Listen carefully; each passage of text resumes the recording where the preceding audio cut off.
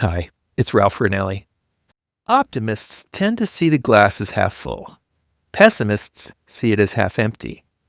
Zero-sum thinkers believe that if someone else's glass is full, that water more than likely was taken from their glass. Or, to put it another way, a foreign student who enrolls at a U.S. university must be taking a spot from an American. Or a person of color who benefited from a DEI program must have taken something away from a white person in the process. Or that the riches of the wealthy were invariably gained at the expense of the poor. It's called zero-sum thinking, and it's a primary field of study for our guest today here on the Economics for Inclusive Prosperity podcast, Harvard economist Stefani Stantcheva. She's the Nathanial Ropes Professor of Political Economy and the 2025 recipient of the prestigious John Bates Clark Medal, which is awarded to a young economist who's made significant contributions to the field. Through her groundbreaking survey research, Stantcheva has shown that the zero-sum mindset has profound implications for politics, policy, polarization, and division, and that it's deeply rooted in our lived experiences, our family histories, and even the struggles of ancestors we've never met. She and her research partners have also found that zero-sum thinking cuts across party lines in surprising ways, and that it has strong predictive power that economists need to understand when they go to design policies that are politically viable. Let's get started. Stefani, welcome. It's really nice to have you here as part of the Economics for Inclusive Prosperity podcast. I've really been looking forward to our conversation because I think your research on zero-sum mindsets is very timely, very important, but also intriguing because there's a lot more to it than meets the eye, I think. Now, I think to start, most people have a sense of what zero-sum thinking is in a general way. Basically, that if you get something, you get more of something, it must mean I am getting less, right? But can you talk about how you define it specifically in your field, which is economics? What is it? And maybe what are contrasting alternative mindsets or mindset? What's the opposite of zero-sum thinking? Yes, great. And I'm also delighted to be here and chat with you. So zero-sum thinking is exactly, as you say, this belief that if you or an individual or a group of individuals wins, it must come at the expense of someone else. So it's this belief that the world is like a fixed pie. If you get a larger slice, I must be getting a smaller slice. And in economics, we think of situations where many different groups could be having these type of zero-sum interactions. So in our study, which you're referring to, which we did at the Social Economics Lab here at Harvard, we try to ask people about actually many different domains. So we asked them the extent to which they believe interactions between groups are zero-sum when it comes to the rich versus the poor, when it comes to immigrants versus non-immigrants. Do the gain of immigrants come at the expense of non-immigrants? Do they think the gains of some racial or ethnic groups come at the expense of other racial or ethnic groups? When two countries trade, do they feel like the gains of one country must mean the losses of another? So we try to really ask about a lot of different domains. And from there, we extract your general tendency to think in zero-sum terms. Think of it as an index or sort of summary measure that tells you not in a specific domain particularly, but just in general, you tend to think in zero-sum terms. And this contrasts to a positive sum mindset, where you might believe that we could all be better off, either through cooperation or innovation. We can grow the pie, and so there could be, things could be better for everyone involved. So, say I'm a young economist or an economics major. How do you make the case to me for the utility of this research, that understanding zero-sum thinking is important to my future work or my development as an economist? Why do I care about this? Yes, this is an excellent question, a good one to ask for students. So in general, we economists tend to not put excessive weight on survey data, on things that people just say or reveal about themselves, but rather try to look at their actions, try to look at what they do. And so what we do at the Social Economics Lab in that sense is quite unusual, because we do try to understand how people reason and think about different issues that are very important in their daily lives, about economic issues, about policy issues.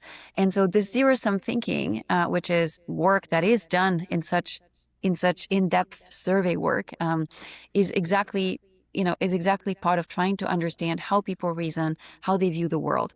And it has very important, in this case, policy consequences. So if you're someone who views the world in zero-sum terms, you tend to think that there's essentially some groups that are made worse off because of other groups. And you would like the government to ideally step in and do something about this. So it's going to lead to some really interesting policy views. And before I get to them, I need to tell you something very important, which is that unlike so many other things today, zero-sum thinking is not a partisan issue. So it's something that is actually quite evenly spread across the political spectrum. So it is not a very clearly Republican issue or a very clearly Democrat issue. And this is important because the policy views I'll tell you now will sound a bit unusual, because they are not clearly left-leaning policies or clearly right-leaning policies. So if you're someone who views the world in zero-sum terms, you're going to want more redistribution, because you tend to believe that the gains of richer people come at the expense of poor people. You will also support more racial equality policies or gender equality policies, again, with this idea that some groups are better off just because others, have been made worse off. But you will also be a proponent of anti-immigration policies, so restrictive immigration policies, again, with this idea that the gains of immigrants come at the expense of non-immigrants. So it will lead to this mix of what we might traditionally consider more left-leaning and right-leaning policies. So it is a mindset that cuts across party lines, and given that it has very strong predictive power for your policy views, it is very important to understand and study. Yeah, I want to parse out the politics part a little bit more later, but I didn't want to give short shrift to your research methods, because they were very, I don't know what the word would be, expansive. You used large data sets. Can you talk give us a little bit of background on the methodology, like how you went about this research, and why you have such confidence that it's accurate and based on really solid ground? Yes. So our mission at the Social Economics Lab is to really dive into people's minds and try to understand how they reason, how they think, how they perceive important economic issues, economic policies that shape their daily lives. And we do this with carefully designed large-scale surveys. They're usually done online. And these are, not like your traditional, say, opinion polls that just ask, very short, very direct questions, but rather it's a deep dive into a whole reasoning process. So to really try to understand the causes of something, people's thinking, people's concerns, people's preferences.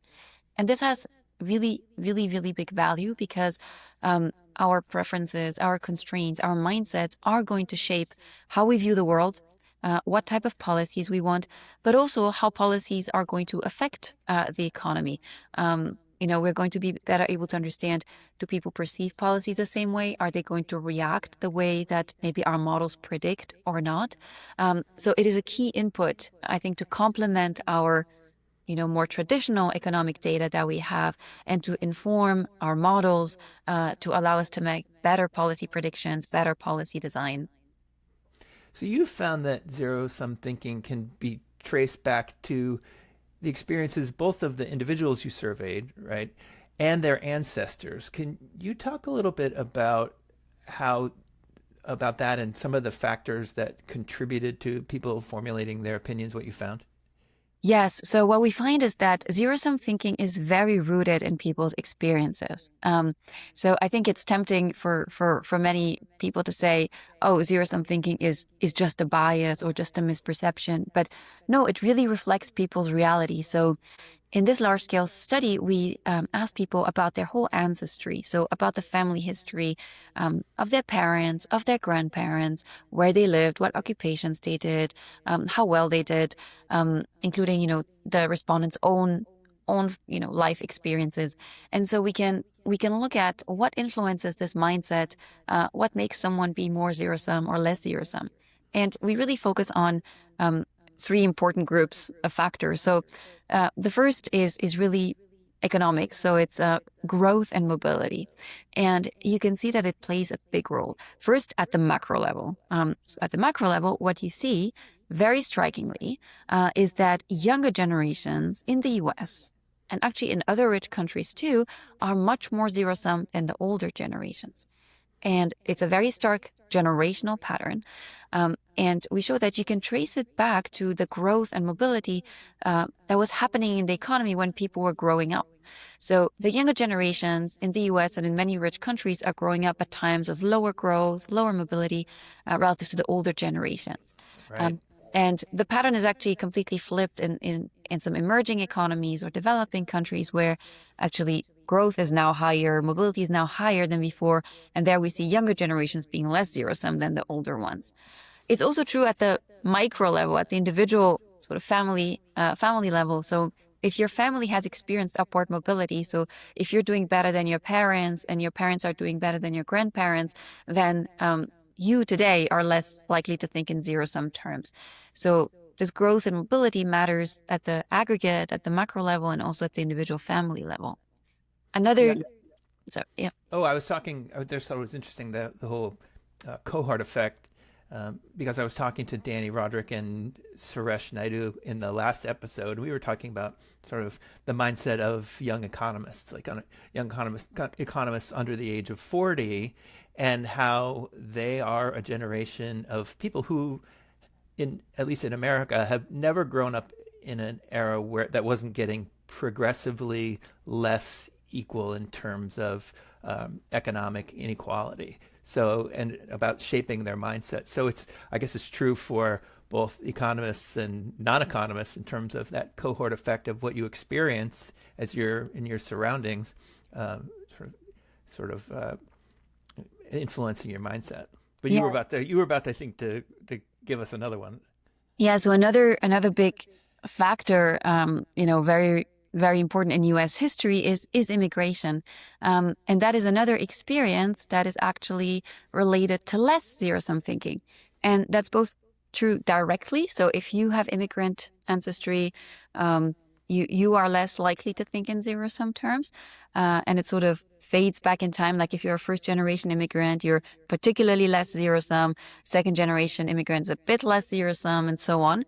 And then also indirectly, if you or even your parents, grew up in areas that had a lot of immigrants, which historically in the U.S. have done really well, have typically climbed up the social ladder, done well economically for themselves and their children, actually also contributed to their local economic communities, you are less likely to be zero-sum. So that is another important, part of U.S. experience that has really shaped this mindset. On the flip side, a very negative experience, again related to U.S. history, is a history of enslavement. So if your ancestors were enslaved, and that can come in many forms, of course, slavery in the U.S. South, but also the Holocaust or indigenous people's reservations, forced labor. So all of these enslavement experiences, which are very, very zero-sum, if they happen to your ancestors, then you today, many generations down the line, are much more likely to think in zero-sum terms. So it is something that is very, very tied to the family history and has these long-standing roots. Yeah, I saw one of the graphs in the report in your paper that showed that for Black Americans, they were way off to the side of the scale on zero-sum thinking, and I think that probably strongly correlates to their collective racial experience. That's right, and I would just add that it is not this history of enslavement, again, also has these indirect effects. So it is not only for people who directly experienced enslavement in their family, but also people who, today, or their parents or their grandparents live in counties that had higher shares of enslavement, as of 1860. So far back in time, persistently until today, if you grew up in those places, you are more likely to be zero-sum. So clearly the local the local economy, the local community, the local environment is still shaped by this many generations down. And if you grow up there, you are more likely to hold the zero-sum mindset. Yeah, I think you also found, I don't know what you call it, a carpetbagger effect, where people actually took their attitudes with them as they migrated to different places. So you found that places with higher migrations from places where there had been traditional slavery sort of brought those attitudes with them. Yes. One fascinating finding that I wanted to ask you about was about education levels and zero-sum thinking. And you found that people with low levels of education are very zero-sum, and then people with who were sort of climbing the educational ladder through high school, 2-year college, 4-year college, were sort of progressively less zero-sum. But then it kind of flipped around at the end, where people who sort of did postdoctoral, postgraduate education, PhDs, postdocs, were flipping back to more zero-sum. How do you parse that out? That one was really fascinating to me. Yeah, so we have this basically non-linear pattern between zero-sum thinking and education, exactly as you describe. Initially, as you start to acquire more education, it seems like it is correlated with being less zero-sum. But then once you get into the very high degrees, PhD, MDs, JDs, this is where the pattern flips and people are much more likely to be zero-sum. To speak in technical economic terms, it could be either selection or treatment effects, by which I mean it could either be that people who are more zero-sum tend to go into these type of degrees, or it could be that these perhaps very competitive degrees with limited slots, a lot of competition, make you more zero-sum. So we cannot say which story is true. Could be a bit of both, could be a mix, could be one of them only. So we can't tell that. But yes, that pattern is wow, that's fascinating. There. That's really interesting. So I have to ask, does your research suggest or infer ways that people can be coaxed to move beyond zero-sum thinking? How do they, if zero-sum thinking is in some ways a trap, like how do people escape that trap? Or how do you coax them out of it? I have thought about this question and I get it a lot, but I think what our research shows is that this is very rooted in your true history, in your lived experience. So you are not zero-sum just because, you want to be zero-sum or because, it's a bias. The world isn't really zero-sum and you believe it is. No, it is because you have lived through zero-sum experiences. It is because you have grown up in times with less growth, less mobility. So resources truly are more scarce and the world is more zero-sum than in a high growth, high mobility world. So it does really reflect people's experiences. So to me, the right question, which is perhaps more complicated, is what type of policies can make the world less zero-sum and actually create more, I think inclusive prosperity is a great word for this, can create, more positive sum outcomes. So that is a bit the question. And I think as economists, we try to study such policies, right? We try to study which things might cost something, but then yield very large benefits, either in the medium run or longer run, which policies seem to be much more damaging than that. So this is what we try to study. And while it's not easy to give, clear and simple answers here, there's at least a few, candidate policies on which I think many economists would agree. One type of policies is policies that help children, whether through education or nutrition for children, investments in children, policies that level the playing field for children in general, pay for themselves over the medium or longer run. It is something that, yes, it does cost money in the short run, but it will pay for themselves. It has very high multiplier value, as has been shown by my colleagues, by other researchers. Innovation policy is another, potentially positive sum activity. It creates something new. It grows the pie. There's then, of course, the question how to, distribute it in in a fair and desirable way, but it has the potential to grow the pie rather than just, assign different slices to everybody. On the more, perhaps mitigation side, things like policies to mitigate climate change, it's not that it's necessarily growing the pie, but it at least prevents the pie from shrinking. If we, invest some resources to prevent more depletion of resources or the erosion of our world. So that is another direction which, it's possible to think to prevent, perhaps more zero-sum situations from escalating. Yeah, you're pretty much clairvoyant, because I was going to ask you about sort of the compatibility of the notion of zero-sum thinking and with the efforts of Economics for Inclusive Prosperity, of which you are a co-director. You're also a Harvard professor, and you are also the recipient of this year's John Bates Clark Medal. I wanted to congratulate you. Thank you. For that. That was quite the achievement. But since you already sort of rolled through inclusive prosperity a little bit, I did want to expand a little bit more on this notion of sustainability, which again is a big goal of Economics for Inclusive Prosperity, to change this mindset of the economics profession around sustainability, but also considering everyone's well-being when it comes to defining prosperity. Is there sort of a double-edged sword relationship between zero-sum thinking and sustainability? Because I think intuitively, too much positive sum thinking around sustainability and climate is not necessarily a good thing, because the Earth is, after all, a finite resource. 100 years ago, there were 2 billion people on it. Now there are 8 billion people. We've increased the population fourfold. And the climate crisis is actually shrinking the amount of habitable land on the planet. So is there, in the sustainability, and I wanted to ask you about this in another context, but in the sustainability context, is there both a positive and a negative side to the notion of zero-sum thinking?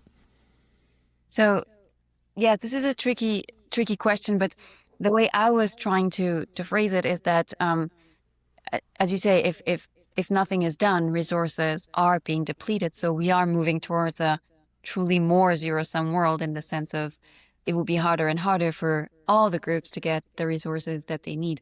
So climate mitigation policies, policies to either slow down or stop that process, are policies to preserve resources and to ensure that there is a set of the pie that remains for sufficiently many people. So to me, this is the important question, and what type of climate policies can be implemented. And here we actually do have quite some interesting research at the Social Economics Lab.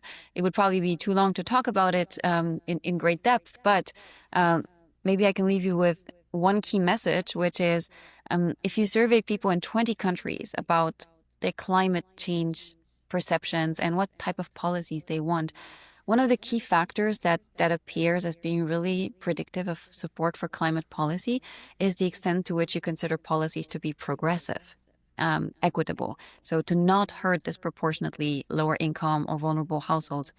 And of course, people care about their self-interest. So they care about, is this policy going to hurt my household? So in general, people who are more reliant on cars or on polluting energy are going to be more against climate change policies. So that's very understandable. The effectiveness of the policies also matters. Do they perceive them to be very effective in reducing emissions, etc.? But there is that really important third factor, which is, are the policies progressive?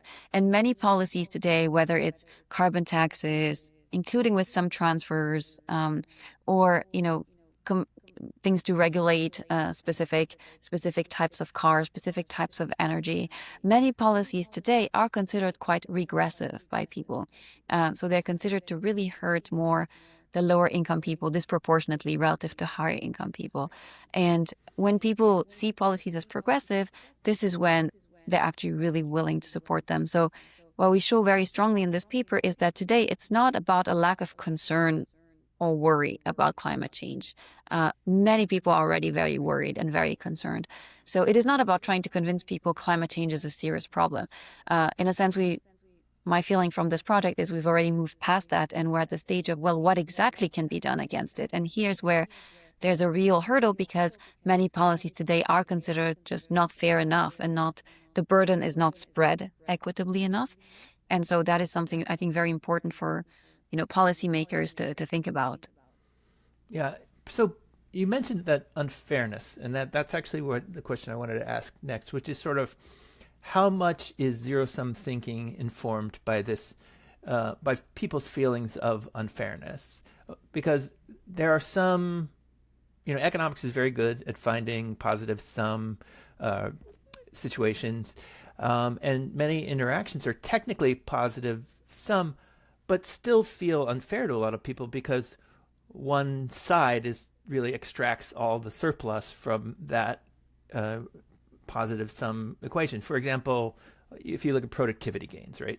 In the last 5 decades, all the benefits of productivity gains, virtually all the benefits, have gone to business owners rather than workers.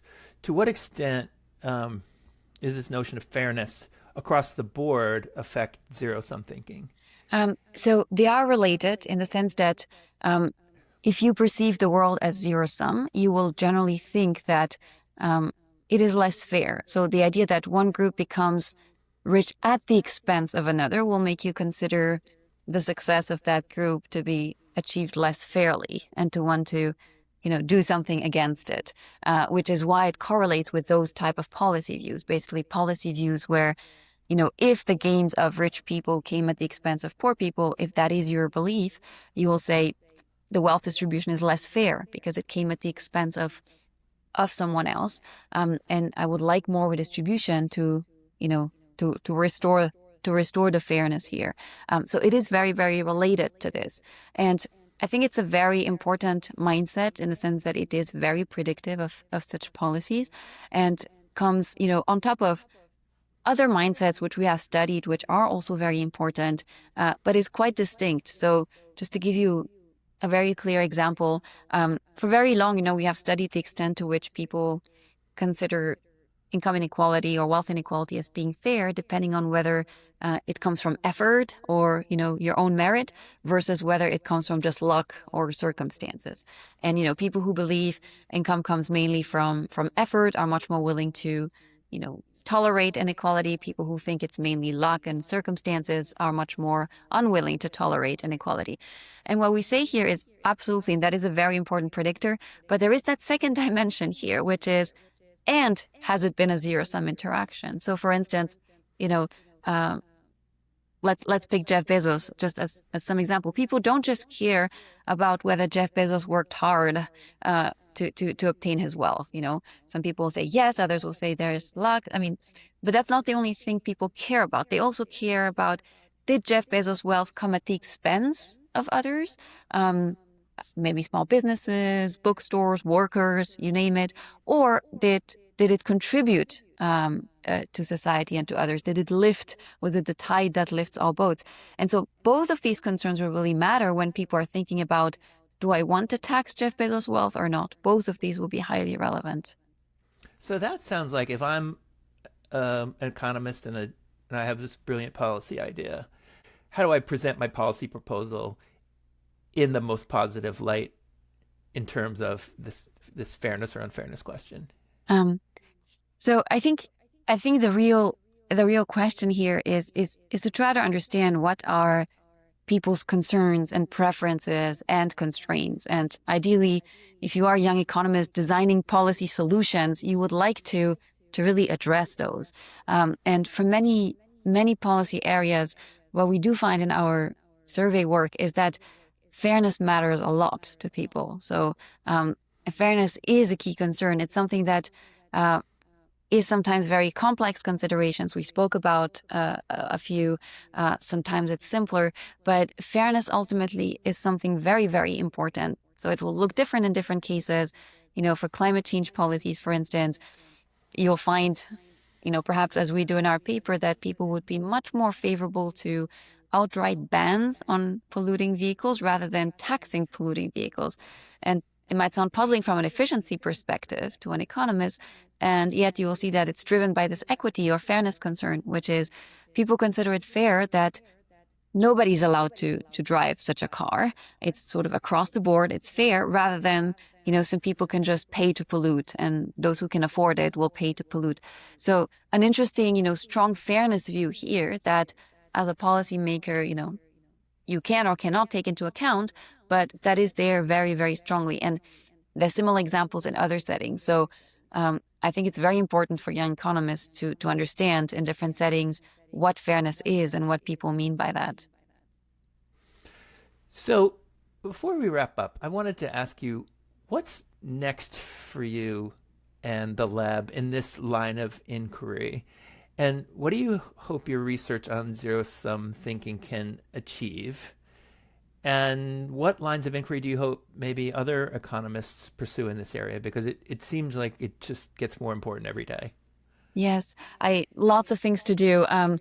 Something that is related that we're looking at right now, also a little bit unusual perhaps for economics, is to look at the role of emotions in policy views. We see that many recent events like inflation, the decline in mobility, etc., trigger really strong emotions, and these emotions then feed into what policies we want. And they're also amplified by the policy debate. They're amplified on social media. So we document specifically a very strong rise in anger. It is not just an illusion. If you feel like things are getting angrier, we can see it in congressional speeches, in campaign speeches, in social media discourse, both from policymakers and from citizens. So that is an area that I'm very interested in, and seeing, what can be done there. But overall, for young economists, there is so much work to do on all these things we spoke about that are related to understanding how people think, how people perceive things, what is fair, what is not fair in different settings. So much work in those directions. Well, thank you very much. This has been a really interesting and enlightening conversation, and I'm glad you were here to share your wisdom with us. So, and good luck with your future research. We'll be hanging on your every report. Thank you so much for having me. It was great talking with you.